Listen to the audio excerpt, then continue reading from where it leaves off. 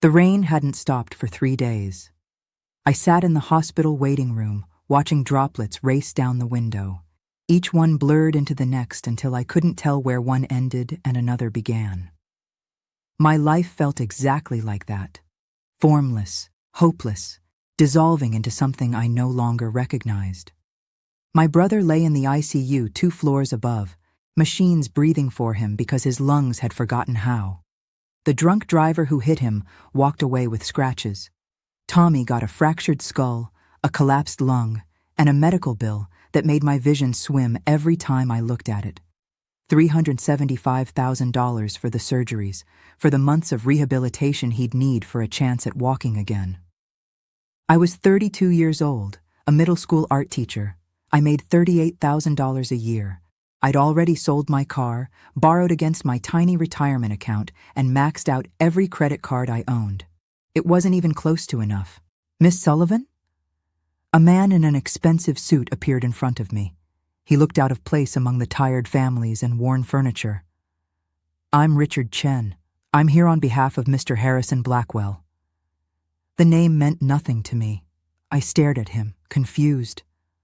"Mr. Blackwell owns Quantum Systems. He's been following your brother's case. He'd like to help." Hope fluttered in my chest, dangerous and desperate. "Help how?" "He'll cover all of your brother's medical expenses, surgery, rehabilitation, everything. In exchange, he asks only one thing."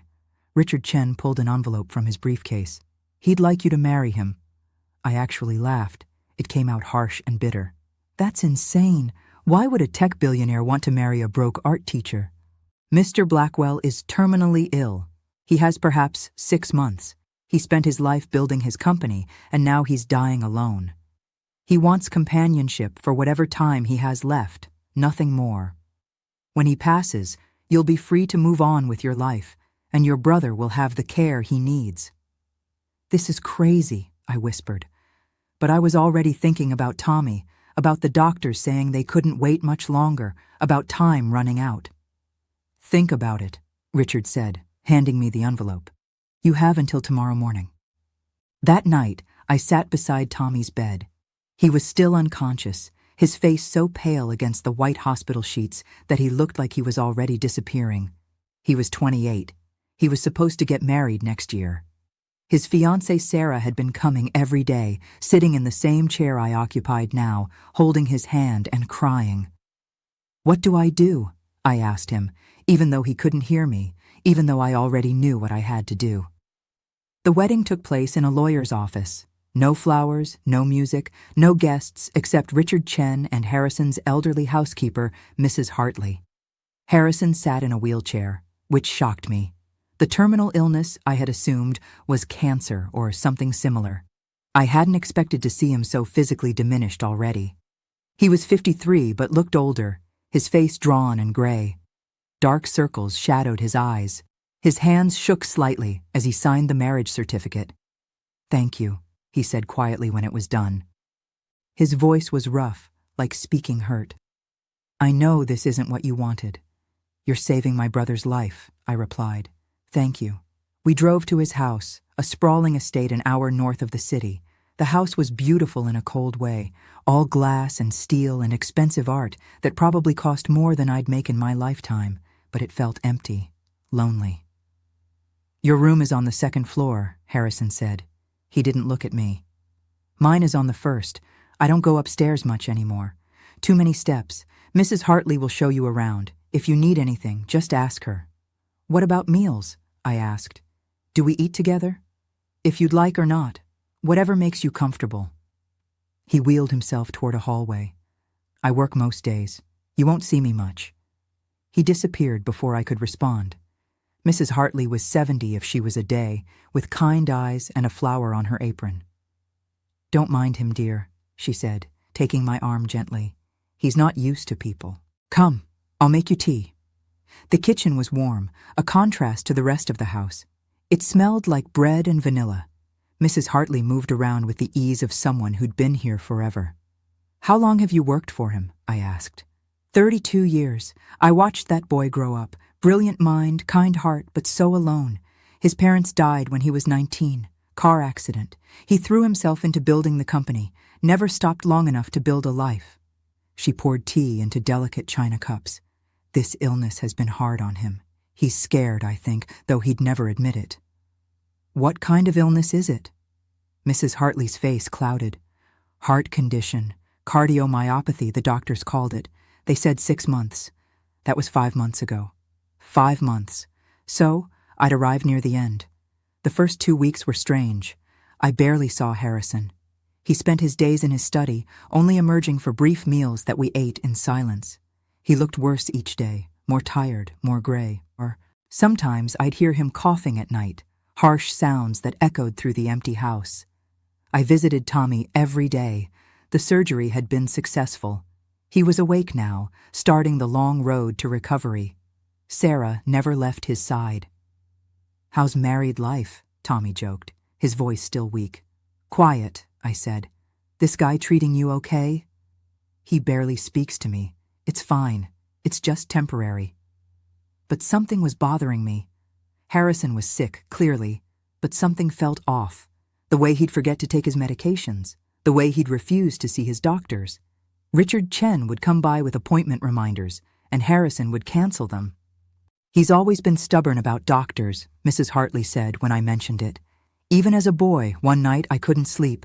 I went downstairs for water and heard sounds from Harrison's study, grunting, a crash. I ran to the door. Harrison was on the floor, his wheelchair tipped beside him. He was trying to reach his desk, clearly in pain. "Oh my God!" I rushed to him. "What happened?" "Don't!" he gasped. "Just help me up." I got my arms under his shoulders. He was heavier than he looked, but I managed to get him into his chair. His face was covered in sweat. "I'm calling 911, I said. "No." His hand shot out and grabbed my wrist. "Please, no hospitals. I just need my medication. Top drawer, the blue bottle." I found it and handed it to him. He took 2 pills with shaking hands. "Why won't you go to the hospital?" I demanded. "Because they can't help me." His voice was flat. "All they do is run tests and make promises they can't keep. I'd rather spend whatever time I have left here than hooked up to machines." I understood that, but I also understood something else. "You're getting worse faster than they predicted, aren't you?" He looked at me then, really looked at me for the first time since we'd met. "Yes." "How long do you think you have?" "A month, maybe less." Something in my chest cracked. This man was a stranger. I'd married him for money, but sitting there on the floor of his study at 2 in the morning, watching him struggle to breathe, I felt something I hadn't expected. Compassion, maybe more than compassion.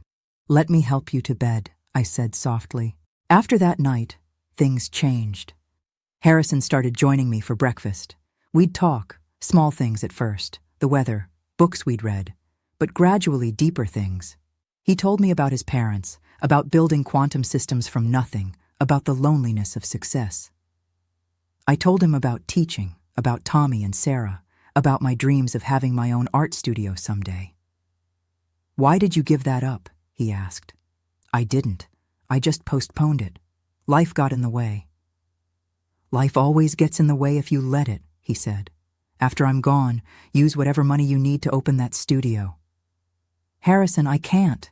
"You can. You will. Promise me." I promised. We fell into a routine. I'd read to him in the evenings. He'd tell me about his day, the business challenges he was trying to solve, even though he was dying.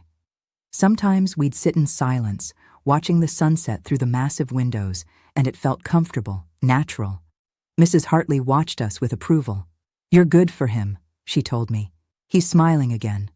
But he was also getting weaker. By the 4th month, he couldn't hide it anymore. The coughing fits lasted longer. He stopped working. He slept more. And yet, something nagged at me. A detail I couldn't place. It started when I found him in the bathroom one morning, pills scattered across the counter. "What are all these?" I asked. "Medications for the heart condition." I picked one up and read the label, then another, then another. "Harrison, these are all from different doctors, different prescriptions. Some of these interact badly with each other." "The doctors don't coordinate," he said dismissively. But that didn't make sense. A man with his resources would have the best medical team, completely coordinated. I looked at the dates. The bottles were all recent, all prescribed within the last few months. I started paying attention. The way Richard Chen would bring Harrison vitamins every morning. The way Harrison would take them without question. The way he'd get worse shortly after. The way Richard always insisted Harrison skip his doctor's appointments. "Mrs. Hartley," I asked one afternoon while she was gardening, "does Richard handle all of Harrison's medical care?" "Oh, yes. He's been wonderful taking care of everything since Harrison got sick. Such a loyal assistant, been with him for 10 years. 10 years, and in line to inherit a significant portion of the company if Harrison died." I felt cold that night. I waited until Harrison took his vitamins from Richard. Then I waited until he fell asleep, troubled by another coughing fit. I took the bottle Richard had left and drove to the 24-hour pharmacy. "I need to speak to a pharmacist," I told the clerk.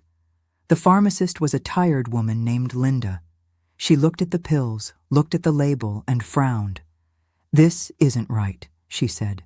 "This medication isn't for heart conditions. It's a blood thinner, a strong one. And at this dosage, with this frequency," she met my eyes. "If someone with a heart condition took these long-term, it would slowly deteriorate their cardiovascular system, make them weaker, make it look like their condition was worsening naturally." My hands shook. Could it kill them? Over several months? Absolutely. I barely made it home. I found Mrs. Hartley still up, reading in the kitchen. "We need to call the police," I said. Now, Mrs. Hartley listened to everything. Her face went pale. "Richard, but he's been like family. He's been poisoning Harrison. We need to get him to a hospital and get him tested." We called 911. The police came. Harrison was confused, weak, but alive. They took blood samples at the hospital, tested all his medications, found arsenic, found overdoses of blood thinners, found evidence of systematic poisoning over 5 months. Richard Chen was arrested at his apartment. They found more poison, found forged medical records, found emails to another tech CEO discussing buying quantum systems after Harrison's death. Harrison spent 2 weeks in the hospital. As the poison cleared his system, he got stronger. Color returned to his face. His hands stopped shaking. "There's no terminal heart condition," the doctor told us. "He has a mild arrhythmia, easily manageable with proper medication, but the poison damage was severe. He's lucky to be alive." Harrison stared at me from his hospital bed. "You saved my life. Mrs. Hartley helped." I said, "No, you paid attention. You cared enough to question things." His eyes were wet. "Margaret, I know our marriage was a business arrangement, but these months with you have been the happiest of my life, even when I thought I was dying, especially then, because you made me feel less alone." I took his hand. "You make me feel less alone too. When I'm fully recovered, if you want a divorce, I'll give you whatever you want. The money for Tommy's care, money for your studio, whatever you need. But if you wanted to stay," he swallowed hard, "if you wanted to try making this real, I would like that very much." I thought about the past 4 months, the quiet breakfasts, the evening conversations, the way my heart had started beating faster when he smiled, the way I'd fallen asleep thinking about him, the terror I'd felt when I thought he was dying. "I'd like that too," I whispered. The legal proceedings took months. Richard Chen went to prison for attempted murder and fraud. Harrison recovered slowly but completely. Tommy finished his rehabilitation and married Sarah in a beautiful ceremony where Harrison and I stood beside them. Our own rings are now symbols of something real. Mrs. Hartley cried throughout the whole wedding. "I prayed for this," she told me, "for you both to find each other." Harrison sold quantum systems, not because he had to, but because he wanted to. "I spent my whole life building it," he said. "Now I want to spend my life living." We used the money to start a foundation for medical care for accident victims without insurance.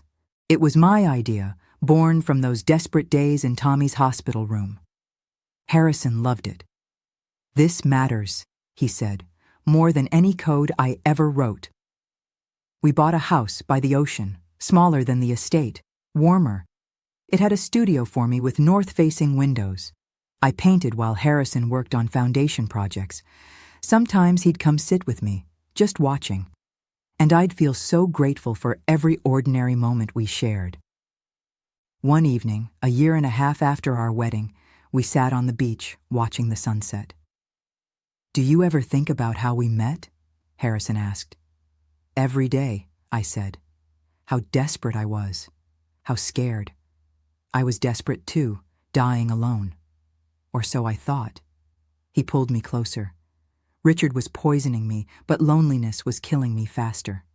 Then you showed up and made me want to live, even before we knew about the poison. You made me want more time. "We have time now," I said. "All the time we want." He kissed me as the sun disappeared into the ocean. And I thought about rain on hospital windows, about choices made in desperation, about how sometimes the worst moments of our lives lead us to the best ones. 3 months ago, we got a letter. A young woman, her mother in a coma after a stroke, medical bills piling up. She'd heard about our foundation. Could we help? We could. We did. Last week I got a call. The mother was awake, recovering. The daughter was crying with relief and gratitude. "You saved her life," she said. I thought about Richard standing in that hospital waiting room, offering me an impossible choice about pills that were poison disguised as medicine, about how paying attention and caring enough to question things can save a life. "Just pay attention to the people you love," I told her. "That's how we save each other." Harrison found me later, standing in my studio with tears on my face. "What's wrong?" he asked. "Nothing. Everything is right." I turned to him. "Do you remember what you said in the hospital about these months being the happiest of your life?" "Every word. Mine, too. Even the scary parts, because they led here to this. To us," he corrected. "To us. The rain comes sometimes, like it did that day in the hospital. But now, when I watch the drops race down the window, they don't blur together into formless chaos. They sparkle. They catch the light. They're beautiful in their own right, just like the life we built from desperation, poison, and loneliness. Beautiful in ways I never could have imagined when I said yes to a dying man's proposal. Beautiful because it's real. Beautiful because we chose it. Beautiful because love, the kind that matters, isn't about perfect circumstances or romantic beginnings. It's about paying attention, asking questions, caring enough to notice when something's wrong. It's about saving each other, and we did every single day. We still do.